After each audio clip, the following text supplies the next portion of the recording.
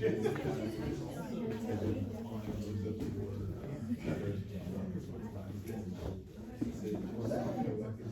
good evening, everybody. Thank you all again for coming back out. Good number again. So, I know we have a lot of youngsters out and about, so it's good to see this number. All right, well, we're speeding towards a conclusion here, a couple more weeks after tonight, and we'll have this wrapped up. So for tonight, I want to recap what we talked a little bit about last week, just briefly. We started out talking at the beginning of the class about how Amnon, the son of David, raped his half-sister Tamar, and then Absalom, who was Tamar's full brother, Amnon's half-brother, seeks revenge on Amnon because David really didn't do anything when he found out about this.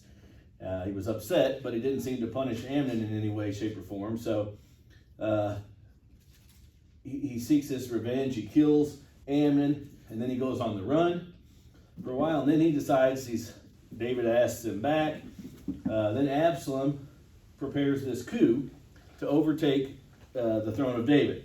And we talked a little bit about how all that went on and how he kind of gathered some people and how he talked nice to the people and kind of got people on his side.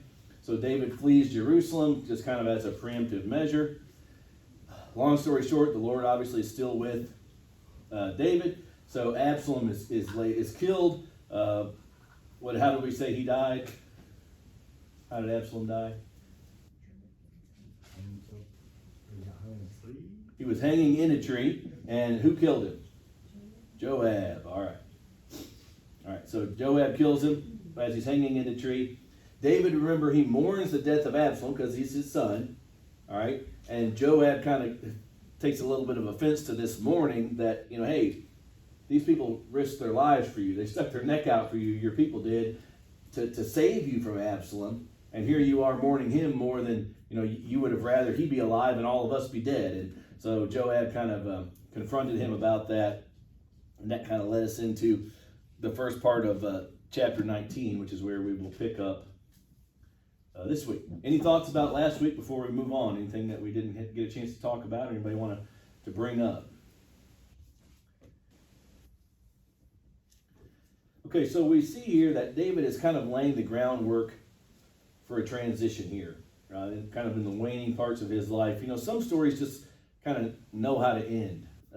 Sometimes an evil person turns towards good in the end, or it seems like the good always wins, at least at some point. But in this case, David kind of has time to prepare for his ending, and it's really going to be anything but smooth, as we're going to see over the next 2 weeks, before he actually pillows his head for the last time. It's going to still be quite a bit of things going on here at the end of his life, as was promised, if you recall, by Nathan, saying that your house is going to be divided. You're going to have these quarrels and these things like this. But nonetheless, David kind of begins to prepare this, and so he returns to Jerusalem after this fight and this coup attempt. All right, but they're divided. All right, the group is divided there. Judah and Israel still don't know who to follow. Judah's going to stay with David here a little bit, and Israel, they still don't know if they should go with Absalom or what. And so David kind of has to do some pleading here into the middle part of 19 there, in about verse 10, 11. He convinces these elders of Judah to accept him as the king. He kind of says, hey, we're going to be doing this, and convinces them there. We won't spend a lot of time talking about that, but it would appear that he replaces Joab, all right, as the commander of the army. We'll talk a little bit more about that as to when that happened or what would be the cause of that. But that kind of gets us into chapter 20. That I mentioned that he pardoned some of his enemies. He's going to pardon Shimei, who was a person who cursed David a couple chapters ago. We kind of passed over that in the effort of time. But, Shimei was a person that David could have, taken care of and ended. But it was now that David is back, he wants it to be a day of joy. He wants it to be a day of celebration, not fighting. And he also has some conversations in the last part of 19 here with Mephibosheth, because if you remember, even though Mephibosheth was lame, there was some discussion about maybe if he should have been out there joining him. Barzillai, who we talked about, who helped him out a little bit there when he was battling Absalom. He brought munitions and things like that for David to help. So then there's also some more discussion between Israel and Judah there. The tribes maybe resenting, that David didn't ask him for help, kind of things like that. In the effort of time, I'm kind of moving on from those, but that kind of gets us through chapter 19. Now, any thoughts through there? I know I kind of went through that fast, but there's just a lot in there that doesn't really move the storyline along that we kind of need to go to. So, encourage you to read the rest of 19 on your own if you need to. That gets us into chapter 20. In verse number 1, it says, "Now there happened to be a worthless man whose name was Sheba." All right, that's not exactly the introduction that I would really want to have if I was, if I'm getting up to speak somewhere. This is Jeremy. He comes from Spring Hill. He's pretty worthless. So, but listen to him anyway. So I thought Joey was going to say that today, John, when he introduced the class. John and Eric are teaching, but nonetheless, you should still want to go, and participate in it. But no, don't let that scare you away. Everyone thought it. No, but anyway, so. Yeah, obviously, Samuel here is, worthless man. So the book here is saying that. And so he plans this rebellion against David. All right. I guess maybe it seems like, the one thing that might be different here is that it's not a son of David, which it kind of has been up to this point, and we'll see one more later on. So this son of Bichri here is planning this. And he says, verse 2, or into verse 1, we don't have a portion with David. We don't have any inheritance. So he's kind of trying to pull Israel back away from David and maybe leave him only with Judah. So he gathers these men for rebellion. And so what's interesting here is if you see verse number 4, all right, the king says to Amasa, all right, call the men of Judah together to be within 3 days and be here yourself. So Amasa was actually with Absalom during this, this coup attempt. And so, which is interesting, like I said, mentioned about him replacing Joab as the commander. Maybe David is punishing Joab because he killed Absalom. That's a couple of times now, if you've been following along with us, that Joab hasn't really listened to what David wanted him to say, And so he replaces him with Amasa and says, okay, come together in 3 days. All right. And what's interesting is he reads, he comes down here and David's, telling him why we have to combat Sheba. All right. And so apparently this Amasa, he is delayed a little bit. He doesn't, it's been 3 days now. And so his tryout here, I guess you could say, as the commander doesn't go very well. He kind of fumbles the snap here, and he doesn't rally the troops in 3 days. David gets a little upset about it. So he turns to Abishai. All right, now here's where a little bit of drama comes in. Abishai is who? How is he related to anybody we've been talking about? Anybody know? I think it says it in, where does it say? Verse number, right at the tail end of 10, I think is when it talks about it. All right. Joab, yeah, it's Joab's brother. All right. So again now, David has passed Joab. He could have gone back to Joab as commander, but he says no. So now he lets Abishai try to finish this deal. All right. And so Joab kind of takes over here and he decides, all right, I'm going to, he pursues him with Abishai. Joab, I guess, is still loyal to David, even though he's kind of been passed over a couple times. But he's still fighting, for David. And he meets Amasa, who, and he's obviously maybe still a little bit bitter about this demotion that he's had. So he pretends to be friendly with Amasa because, hey, we're all fighting for David, blah, blah, blah. And he ends up killing Amasa, stabbing him. All right. I don't have that verse reference. He exacts a little bit of revenge, but I think it's in about 13 or 14. Yeah. And so now that Amasa's, laying there in the ground after he's being killed by Joab and Abishai are like, look, if you want to be with David, you see what happens to those who don't follow David. So he's, this guy's lying in the ground as they pass by him. You want to come and join David's army again? So David's army is kind of rejuvenated here. They kind of still see Joab as their leader, even though, Abishai and Amasa were there at first. And so then we get into the latter part of 21 and verse 16. And this wise woman, all right, it says a wise woman called from the city, listen, tell Joab, come here that I may speak to you. And Joab, came near to her, and the woman said, are you Joab? He answered, I am. All right, so then she asked him to listen. He says, I'm listening. And she basically then has Sheba, who is hiding in this city that she has Sheba decapitated and throws the head over for Joab to take back to David. All right, so that kind of ends this rebellion of Sheba. All right. So this wise woman kind of helps them out here. And it says wise woman. We really don't know much more about him. Does anybody have any thoughts about this person? It doesn't necessarily mean that she was a morally positive person. It just kind of says that she was wise. But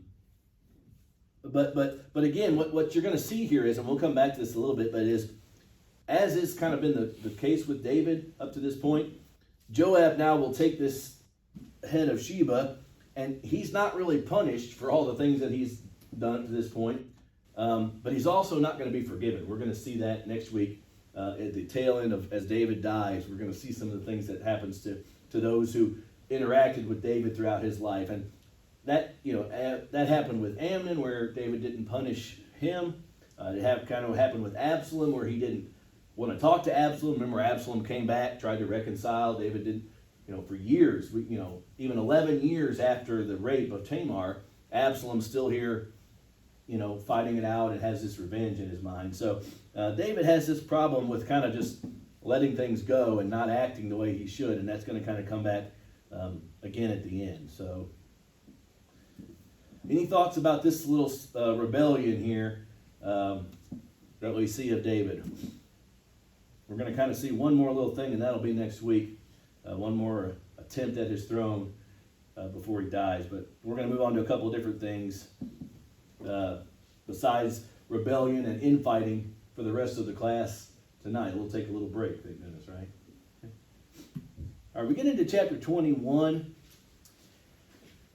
And we see here, there was a famine in the land for 3 years, and David he seeks the Lord.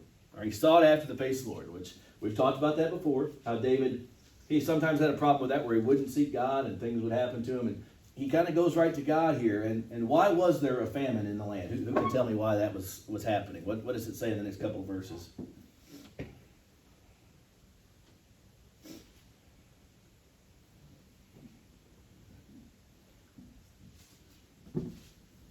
Saul had killed the Gibeonites. That's right. I think the only place I read in the commentaries and other things that I read is that you can find this in Joshua chapter 9. If you want to look that up, it's not a direct reference to that. They said there's not really a specific time, but it's basically that these Gibeonites they kind of want some revenge a little bit. All right, and God is saying it's because of that. And again, God could be continuing to punish the house of Saul. We're going to talk about that here in a second. So David calls these Gibeonites together and he says, okay, well, what can I do to, what can I do to atone for this? What do I need to do? And the Gibeonites basically tell him that they want descendants of Saul killed, 7 descendants of Saul, and David agrees to this. So the question I want to ask or talk a little about here is is this really fair? You know, I mean, it's just like they're having this famine, and okay, the Gibeonites are like, well, we don't want money, we don't want, you know, any of your possessions or anything like that. We just want revenge on these guys. And who were these 7 people? You know, the Bible tells us in Deuteronomy chapter 24, verse 16, that sons didn't pay for the sins of their fathers. So were these sons of those people, you know, why are they being punished? Maybe they were accomplices in what happened with Saul. We really don't know who they, you know, how they were there. Again, God tells us that Saul's house would be continually punished. So maybe this is just still God exacting some revenge. It doesn't really say that God ever approves of this plan or disapproves, so to speak. Yes, sir. I don't remember the verse, but it said the sins of the fathers will be visited upon the children of the 3rd and 4th generation. Right. So that could be Right. along those lines. Right. They So- have to pay for. They're Very not good. guilty of the sin, Yes. but they may suffer the consequences of that sin. Right.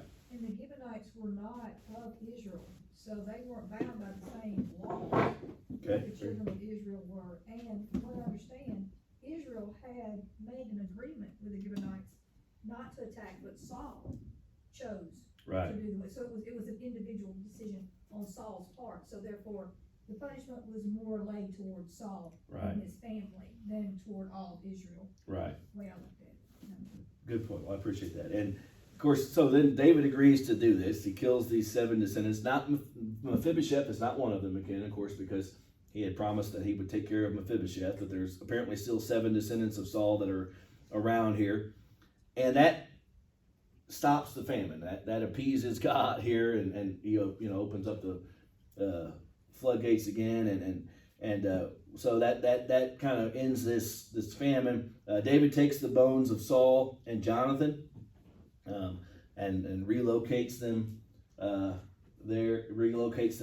and that kind of then you see in verse 15 to the end of the chapter there's some listing of a lot of different battles that he has, some wars with the Philistines, some different fightings. And one of the things that you're going to see here is that some of these battles are going to kind of sound familiar. It's interesting. We don't really have time to read them, that and all the names that go along with them. But if you do that, you'll see that there are some comparisons that you can draw to this kind of final battle of David and final battles of David with the very first battle, with who would really be the first. It's not really it would turn out not to be much of a battle, but who would be the first conflict that we have with David? Goliath. All right. Well, he was a Philistine. All right. So there's Philistines here. It also mentions again here about giants in these. There's actually another person named Goliath in this section of scriptures, and of course it was a victory by God in both cases. So some interesting parallels there between the first battle, so to speak, and the second battle, so to speak, as at the end, or the ending battle, I should say, of David's time. So that gets us through chapter 21. Any thoughts about what we talked about? Any questions about the famine or these final battles?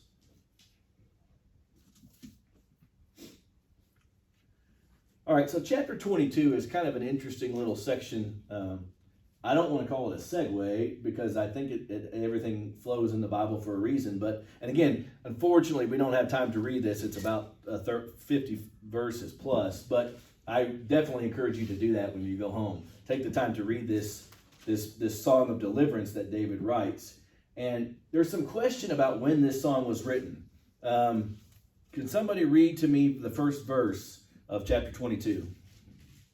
And David spoke to the Lord the words of this song on the day when the Lord delivered him from the hand of all his enemies and from the hand of Saul. So it provides some guidance, but maybe raises some more questions. I mean, is this talking about directly from the hand of Saul? I mean, Saul's been dead for a good long while, okay, up to this point. All his enemies, but in the hand of Saul, is it his descendants that have now been killed? It really, again, the exact time doesn't matter when it was written, but it helps to give us some context if we know exactly what's going on in his life when he's writing it. But it's almost like, if you want to write this down, Psalms 18, the 18th Psalm, basically almost word for word for this. And so, again, we don't really know when those, that was written by David as well, but maybe this is right after Saul is killed. Maybe it's, but that wasn't when all of his enemies were killed. So does that, maybe it's at 2 Samuel 8, right before Bathsheba, and maybe a little happier times. It doesn't know. Regardless, the point I want us to get out of this chapter is we really see how David views God. We get a really good glimpse here of what David sees. Okay, he uses words. He talks about justice. That he has seen justice. He has seen compassion from God. He shows his appreciation to God, and he worships and praises God, just in a typical psalm and typical worship and things like that. Some of the words that you'll find in here provide some stability. Terms like rock, fortress, deliverer, refuge, shield, horn of salvation, stronghold, Savior, worthy of praise. Just a very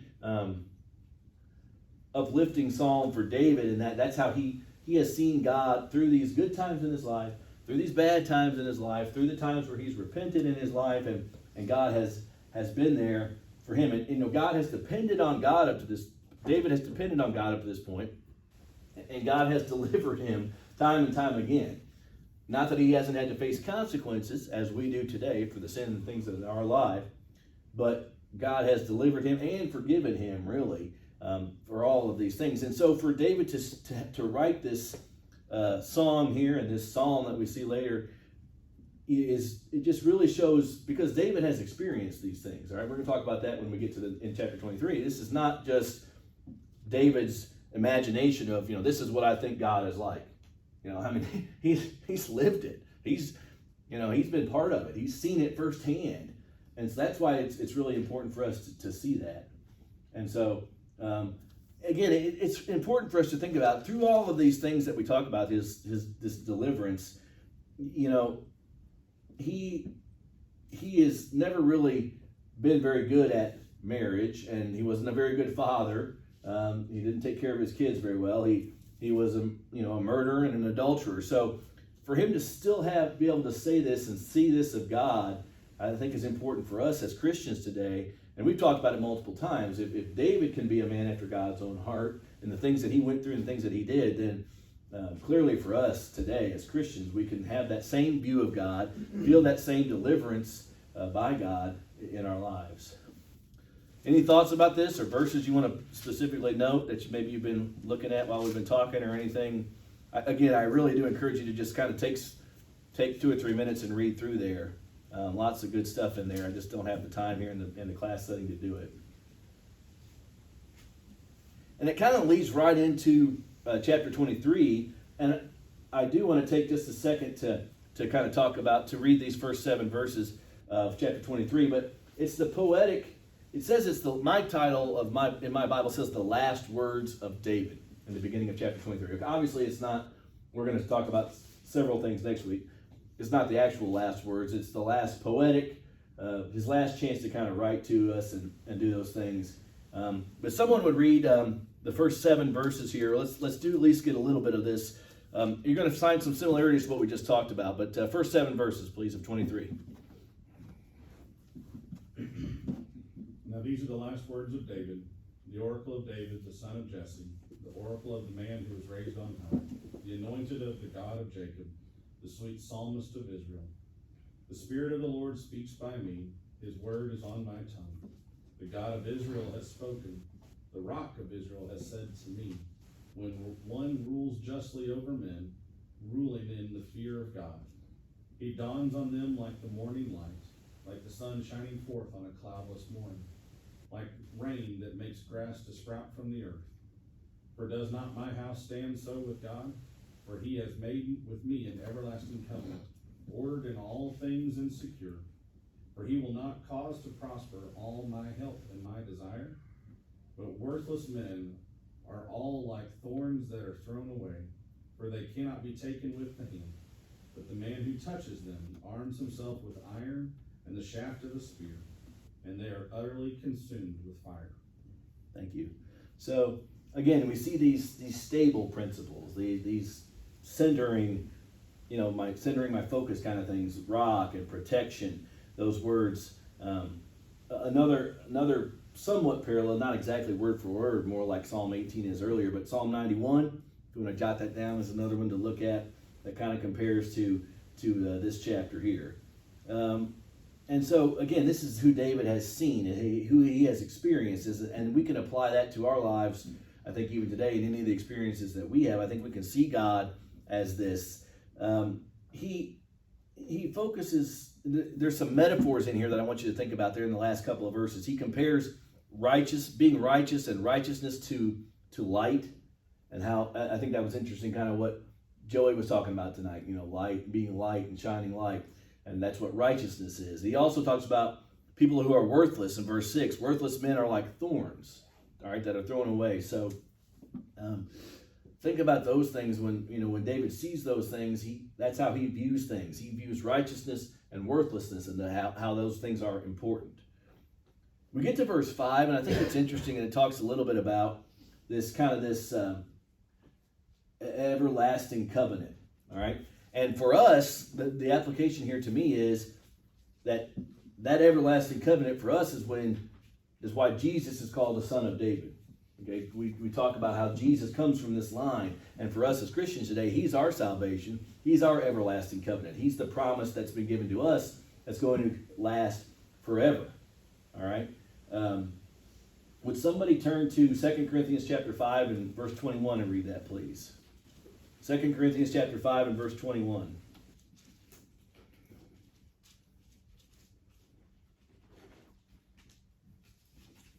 For our sake he made him to be sin who knew no sin, so that in him we might become the righteousness of God. All right.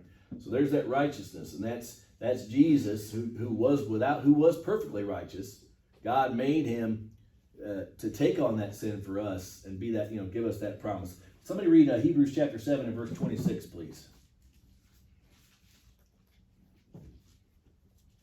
For it was indeed fitting that we should have such a high priest, holy, innocent, unstained, separated from sinners, and exalted from the heavens. So we're talking about Jesus there, okay? Jesus is our high priest. It's the person who goes before God and takes our sins away. That's why this everlasting covenant, to me, is important.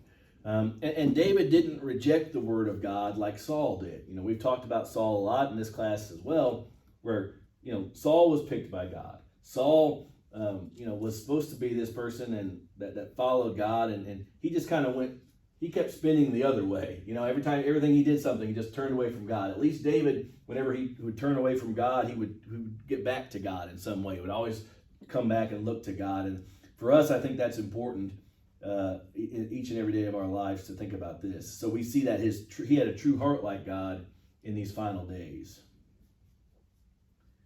I think it's important to realize that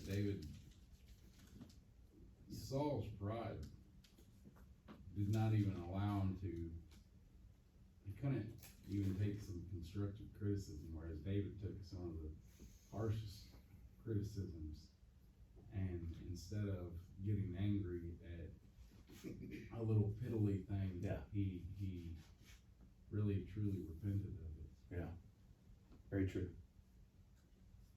Okay, in the final part of this chapter 23, starting in verse 8, basically, we definitely don't have time, unfortunately, to read or have the lips to read all of these names, but these are kind of the listing of David's mighty men.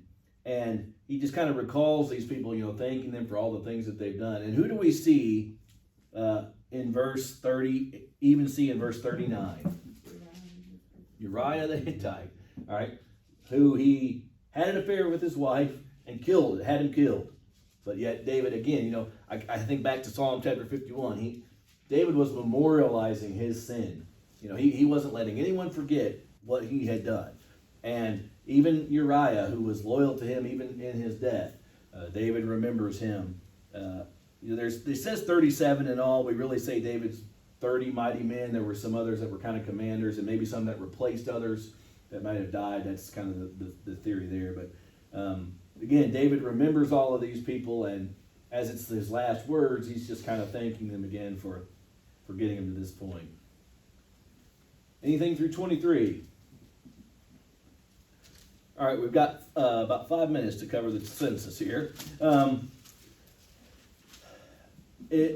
of the things I wanted to put on here, I mentioned 1 Chronicles chapter 21. I mentioned a couple weeks ago that we kind of started some parallel here, just like we have Matthew, Mark, Luke, and John. First Chronicles kind of is a parallel to 2 Samuel at this point, with the life of David. Sometimes provides a little more insight, a couple more pieces of information or different information that might add to this experience. So if you're wanting to do some extra study and you're studying about the life of David, you definitely want to turn to First Chronicles there and see some of this. So after we just got done talking about all these things that David did, these last beautiful words and thanking God and, please, just my rock and my protector, why would David revert to taking this census that we're going to talk about? All right. In verse 1 it says, again, the anger of the Lord was kindled against who? Israel. Okay. So there's some things to think about here.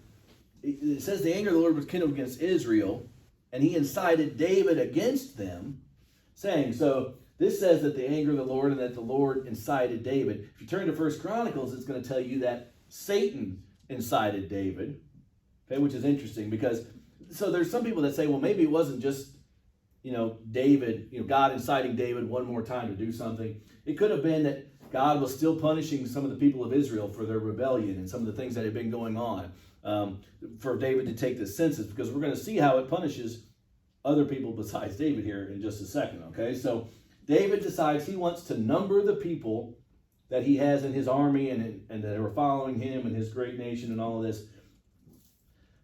And Joab, who's been kind of up and down here the last couple of chapters, he even tells David, why do you want to do this? You've got more than you don't need to worry about counting them. And so what was the problem with this census? What is the problem why is this wrong to take this census? Do you have any thoughts? You begin to rely on your army more than God. You're right. I had relying on sight, not by faith. He wants to be able to see who all's there with him. That's really what he's doing. And again, there's not really a problem with taking a census. I mean, it's just a count. God told Moses, to take a count, to take a census. Problem is, it wasn't approved by God. God didn't say, David, go take a census because I want to know how many people I have. David just wanted to do that out of pride. And that's where we get in trouble a lot of times. So again, down to verse number 10, all right, it gives some counts there. One thing I thought was interesting, it does give the counts of some people there, 800 and 500, which are actually slightly different.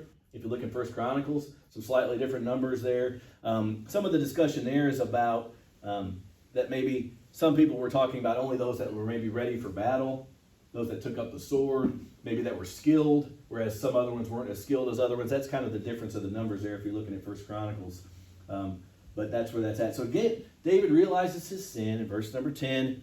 But David's heart struck him after he had numbered the people. He said to the Lord, I have sinned greatly in what I have done. And he asked the Lord to take away his iniquity. All right. And what I find interesting here is, God kind of says, all right, go pick your switch. That's really what, he's letting him pick his punishment here. And you hardly ever see that. It's usually just whatever God wants to do, he does. So God should really be considering himself kind of lucky here. He gives him 3 choices. All right. He says, 3 years of famine. This is in verse 12 and following.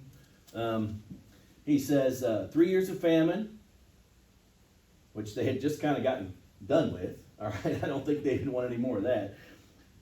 3 months of fleeing from your enemies, and he's kind of been doing that for a while too. Kind of tired of that. Or 3 days of pestilence or a plague of some kind. I think David kind of decides, all right, let's just get this over with in 3 days. Maybe he's just like, okay, I want to be done. And I thought it was interesting. I'll spend just a second here talking about. I read some stuff that some of the Hebrew words in here mention 7. Some of the, like, instead of 3 things, there's like 7 years and things like that. The thought is that's probably just either a mistake or doesn't make much sense in the theory of the 3-3-3 pattern that we see there. That it was probably just 3 years and three things like that. But even with 3 days of this pestilence, okay, how many people die? 70,000 people die. All right. and I put down here, a leader and his people are still bound by the sin. I mean, David, they're intertwined. I mean, this is something that David did. David pleaded, God, please, these people did nothing wrong. This was me. Please do not kill them. All right? God still killed 70,000 people. And there's one other thing. What do we see in verse 16 that we maybe kind of skip over sometimes? What would God have done? All right? He was going to destroy Jerusalem, the whole city. He was going to let an angel of God just completely destroy Jerusalem. But he relents on that. All right? He chooses not to do that. But I mean, that's how, this was not just some kind of slap on the wrist. All right? People died. Real, lives were at stake here, okay? So as we close here real quick, into verse 18, the prophet Gad tells David to go build an altar on the threshing floor of Araunah. All right. Some versions, another translation of mine said also known as Ornan. Okay, you'll see that maybe in 1 Chronicles. Well, so this threshing floor, which we talked about a threshing floor in the past, belongs to Araunah, not to David. So what does David have to do here? He has to buy it. All right. But Araunah basically says, no, you can have it. Okay, I don't want this plague to stop. I want to be done with it too. All right. But why does David offer to pay for it? Because he wants to pay, he doesn't want to give something Right. that's free. That's right. He wants it to be a sacrifice, in other words, right? And I wrote down in Romans 12:1 here, our body is to be a living sacrifice to God. All right. So what is, as we close here, what is special about this plot of land that's going to come back later? Does anybody know?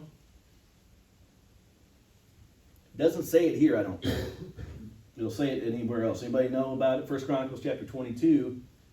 This is where Solomon is going to actually build the temple.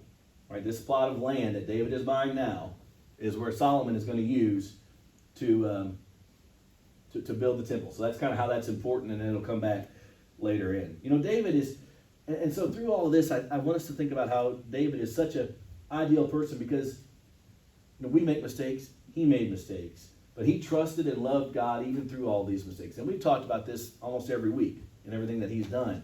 But for us, that's important for us to know that. It's important for us to think about those things, all right?